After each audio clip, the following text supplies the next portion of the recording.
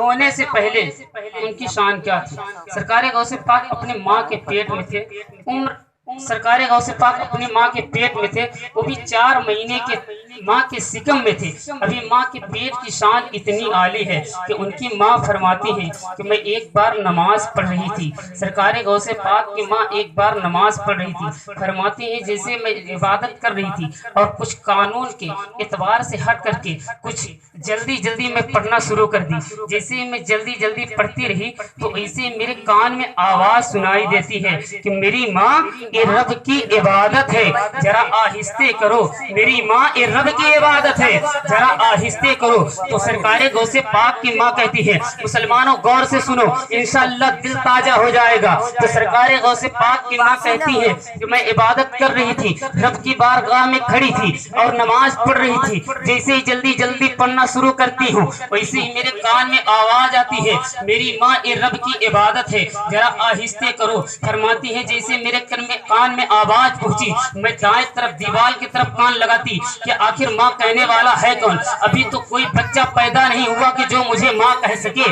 आखिर माँ कहने वाले जमीन से नहीं उगते, माँ कहने वाले आसमान से नहीं बरसते, तो माँ कहने वाला है कौन। फरमाती है कि मैं इधर तकती, कभी उधर ध्यान लगा करके सुनती, लेकिन कहीं से आवाज न आती। माँ कहने वाला है कौन। मैं हैरान थी, परेशान थी। और फरमाती है कि जैसे ही मैं अपने पेट की तरफ अपना कान लगाती हूँ और पेट की तरफ अपना जहन लगा करके सुनती हूँ, जैसे ही पेट की तरफ लौ लगाती हूँ तो क्या देखती हूँ, कहीं और से माँ की आवाज नहीं आ रही थी, बल्कि मेरे पेट की तरफ से आवाज आ रही थी, मेरी माँ जरा आहिस्ते इबादत करो, इसलिए रब की इबादत है।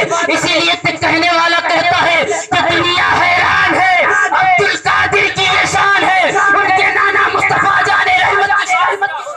इसीलिए शायर कहता है,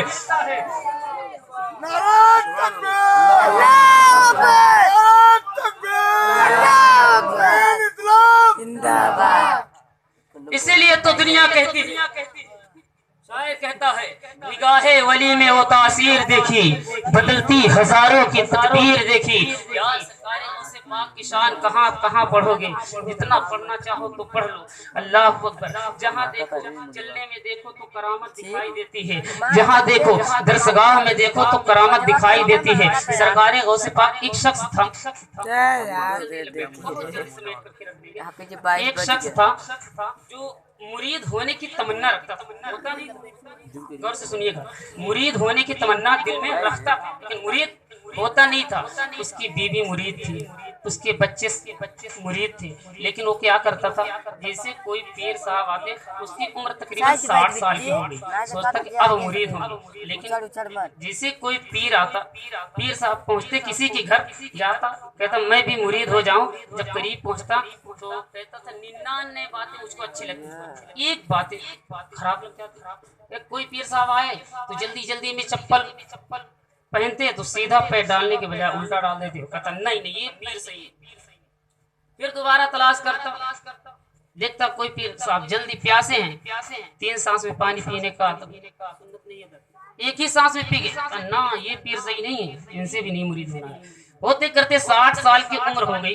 उसकी बीवी एक दिन कही, सुनो अब 60 साल के हो गए, अब किसी को पीर बना लो वरना बगैर पीर के मर जाओगे। जो बगैर पीर के मर जाता है उसकी बीवी सलाहियत दे रही है, उसकी बीवी मसला बता रही है उसको, सुनो 60 साल के हो गए हो, अब किसी पीर को तलाश करके मुरीद हो जाओ वरना अब मर जाओगे ना बगैर पीर के। तो जिसका कोई पीर नहीं होता उसका शैतान पीर होता है और पकड़ के अपनी जगह पे ले जाएगा जहाँ वो रहेगा, घबराओ मत। अब उसकी दिमाग जो है तो खुलना शुरू हो गई, वाकई ये सही कह रही क्या। और उसकी बीवी कहती सुनो, वो कहता है कि ठीक है तलाश कर लेंगे, पीर साहब मिल जाएंगे जिस दिन लायक उस दिन मुरीद हो जाओ।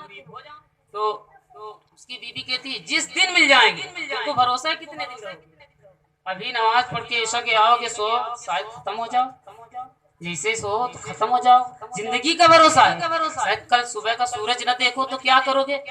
सही कह रही है। अब ईशा की नमाज पढ़ता है और पढ़ने के बाद रूम में पहुंचता है और बिस्तर लगाता है और लेटता है, सोता नहीं है,